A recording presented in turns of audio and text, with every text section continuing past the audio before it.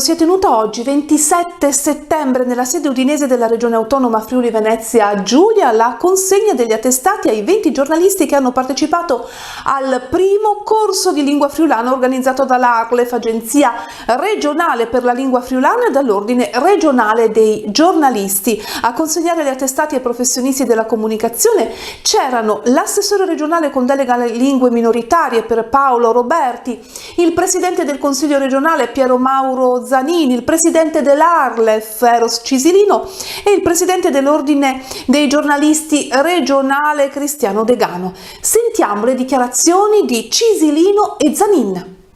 ARLEF Giornalisti Friulano. Potrebbe sembrare qualcosa che non ha nulla a che fare, invece è un mix vincente per portare una lingua anche fuori dalle case, perché non c'è soltanto il friulano che si parla in famiglia.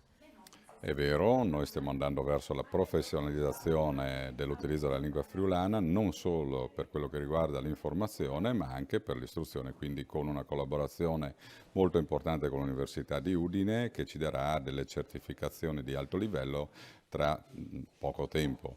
Mentre per quello che riguarda l'ordine dei giornalisti e tutta la professionalità riguardo proprio al giornalismo, abbiamo investito molto e questo rientra anche nel piano di politica linguistica che è stato approvato il mese di dicembre scorso dalla Regione. Quindi appieno vogliamo dare questo sostegno da parte dell'ARLEF, l'Agenzia regionale per la lingua friulana, al mondo informativo, e vediamo che c'è anche una grande necessità, una grande richiesta da parte della popolazione, per cui dobbiamo far combaciare appunto questa richiesta con le capacità che comunque sono molto alte per quello che riguarda il giornalismo in Friuli Venezia Giulia, e quindi abbiamo dato con questo corso la possibilità di poter dare immediatamente l'informazione quotidiana in lingua friulana.